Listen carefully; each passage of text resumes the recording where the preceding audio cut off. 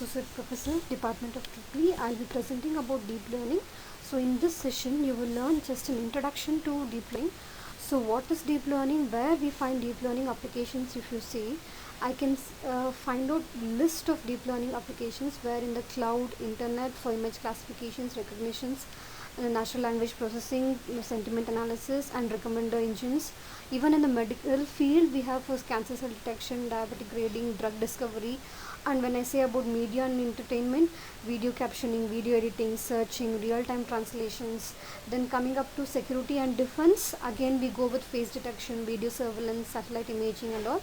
And autonomous missions for social people, for pedestrian tracking, lane tracking, recognize the traffics and modify the signals, etc.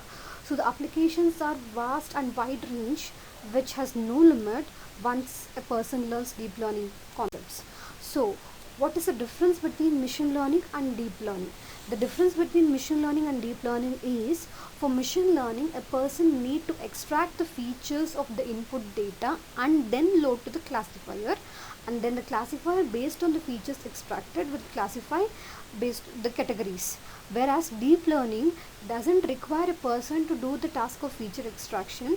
Instead, the classifier algorithm itself will do the feature extraction on its own, learn the features and then detect the categories. So for example, if we load the image of the car as seen in this slide, a person extracts the features, maybe like 4 wheels, it is the size, color, model, dimension, all other things, whichever car features are listed, those features will be manually extracted by the person or by some code, and that is loaded to the algorithm. This algorithm can be of any range, it can be even the neural networks, but it doesn't come under deep learning, because deep learning is an advanced level of neural networks where a person need not do the feature extraction, where the network itself does. So that is the difference between artificial neural network and deep learning. Yes, deep learning is also neural network, but it is not a physical implementation of neural network, it is with intelligence.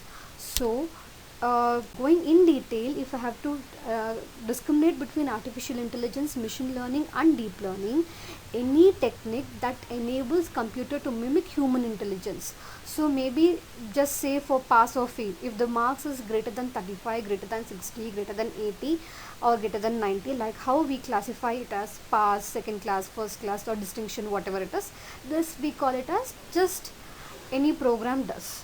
So this can be called as intelligence and it is normal programming. Whereas machine learning is a subset of artificial intelligence which will do the statistical analysis based on the training what we provide and then categorize where what category it is. For example, face detection, or it can be classification of flowers, anything. So here we train exactly what to be said and we test it accordingly, and based on the accuracy of training we get that accuracy of the testing done. So this has trained intelligence, whereas deep learning, though machine itself learns in machine learning, in deep learning the machine learns in deep. So the algorithm permits the software to train itself to perform tasks like speech and image recognition by exposing multi-layer neural networks to vast amount of data. So a person need not train for thousands of data sets. So there is a hairline difference between everything, that is, so if I have to simplify, artificial intelligence, computer making decisions with logics, whereas machine learning is a subset of artificial intelligence where computer make decisions without being explicitly programmed because it is trained to do it. Thus deep learning is again a subset of machine learning. Computers make decision where the decision criteria do not have to be defined or guided like it is done in machine learning. So that is the difference or variations from artificial intelligence to machine learning and deep learning. So please note, we don't apply deep learning always whenever you require intelligence. So to just say a student is pass or fail or distinction or first class or anything, we don't need deep learning algorithms. Just normal logic programming is enough. Whereas same way machine learning also suffices the solution for the problems with statistics. So something which cannot be solved statistically or with logics there, and the problem is very complicated, there we go with handling for deep learning. So such problems may be simple problems. Let me choose now. So machine learning, I will just post a image, say let it be a bike. So obviously we train it, say it has two wheels, it has handle, it has mirrors, it has like this two-seater, all the features will be extracted. So the classifier will say it is a motorcycle. But why it is hard for a system to do it? It doesn't see as a bike, it sees as an image of pixels which has so many pixel values. So the camera sees only the numbers, and these numbers are loaded to the computer. So if I look at the each and every pixel, it can even think as a fish, a car, a background scenery, anything. So an algorithm needs to learn what the raw image is presenting. So for this raw image presentation, so if you just look at here in the position, we are saying this is the pixel point, pixel 1 and pixel 2 what I am taking. We are trying to classify it as car or non-cars, which is difficult. We need to choose exact pixels which can tell is either it is car or no car. So if you look at this, the feature what we have chosen is handle and the wheels. So these features will easily help the algorithm to classify it as based on handles and wheels. We can say it is cars or non-cars. So for a bike itself, if it is difficult like this, when it is a complicated image, then we will have to go ahead with feature representation. Then for that we go with different types of transforms. Hug transform, RAFT transform, spinning the image, and space shifted Fourier transform, textons, GLO. These are all different transforms required such that from an image we extract features, I mean to say the relevant required features, and then load to the classifier. So this is a tedious procedure when it comes to image processing, especially in the field of computer vision. So it is necessary to avoid the stage of feature extraction and let the computer itself do all these feature extractions and recognition. So when I call deep learning, what learning representations are required? For example, for face recognition, if I say many faces or object models need to be loaded to the system, where what is a face? It is just combination of parts of the human face. What are those parts? Those are the combinations of edges. What are these edges indicating? They are indicating just pixels. So how do I identify the parts? How do I identify the pixels? How do I identify it as an object? All these things a neural network can do, like how a human brain does. So deep learning applications is vast with respect to image and video processing due to these kind of reasons, where we can go with edge detection and pixel analysis. So what exactly is deep learning? Why is it generally better than other methods for image, speech, and certain types of data? The answer is very simple. Deep learning means using neural networks with several layers of nodes between input and output. So these layers of between input and output does the feature extraction, selection, and reduction process. Of course, not all features extracted will be fruitful or helpful in identifying the object. So we need to identify the relevant features. For that we require feature selection and feature reduction procedures. So all these stages will be implemented within the neural network just as our brain seems to do, and thus we implement deprecations. So if I just talk about a single neuron for simplification, we have inputs, let it be single or multiple inputs. So here I consider two inputs with weightage W1 and W2 and some bias output, and we consider activation function. You will be hearing this activation functions in the on-ramp course also, and this ReLU activation function is the most used one, and the softmax. Right now you need not worry about these activation functions. It is just a function which modifies the input and the bias to give a proper output.